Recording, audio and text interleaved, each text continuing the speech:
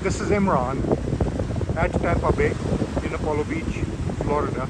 I just thought I would say hello. As this first day of the week of Thanksgiving is coming to an end here, it's a gorgeous, magnificent sunset as you can see.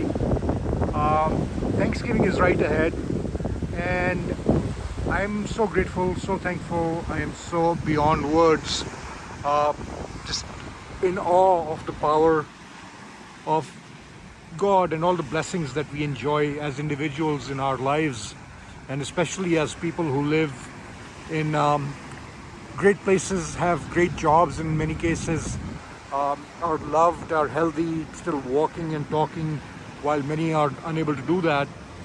And yet, even in such a time of, I would say, what should be a lot of gratitude going around, where most of the planet has made it through the pandemic, unless we make it worse, it just boggles the mind that we are still in a stage where injustice is celebrated. People are celebrating murderers, and literally we are more divided than one could even imagine possible. I have no idea how to solve this problem, except that we need to keep communicating. We need to make sure that we understand each other's points of view. We need to understand that we are all in this together, as one planet, as one species, as in many cases as one nation, one country, one state, maybe one city, maybe one company. And I think that's what we are missing. That's what we are starting to ignore, and we tend to focus on what divides us. And when those divisions get in place, then we end up focusing even more on how to get our point of view be proven to be correct. And that makes positions that people take more and more extreme, more and more absolutely unacceptable to quote unquote the other side. And that's literally a no-win situation, because nobody wins, we all lose. And we are also not just losing our sense of decency and tolerance, even our freedoms are at risk, where here I am in the United States of America, so blessed to be calling this great country my home for 32 years, having come from my motherland, Pakistan, where religion and politics mixed and basically destroyed the potential for a really great country to be all it could be, and literally be, in many cases, self-destructing, even economic and other ways, but simply because politics and religion were mixed. And here in the US, we were safe from that. We were protected from that by the constitutional separation of church and state. And here, as I see this sort of focus on people trying to shove extreme points of view under the guise of religion, under the guise of patriotism actually, but supporting treasonous, traitorous, criminal, murderous stances and positions, it just boggles my mind. And it's funny, it's one thing to be playfully,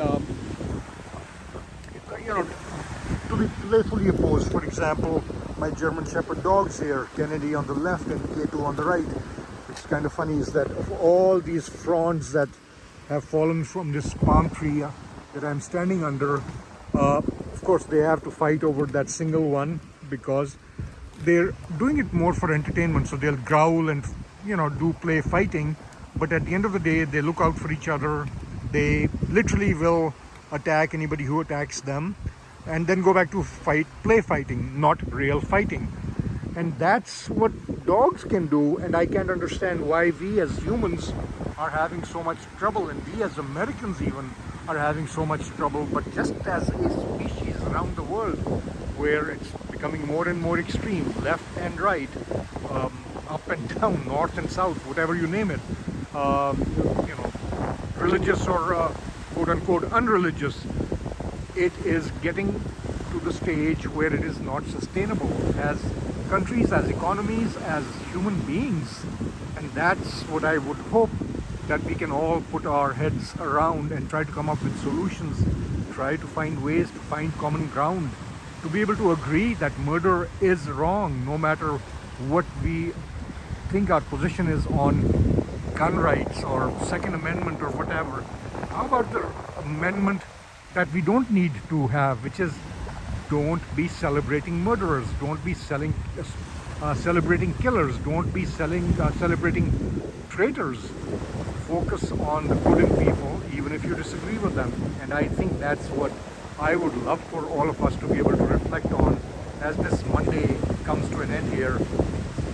That's literally what my hope and prayer is, and that's what I would love to be able to give thanks for.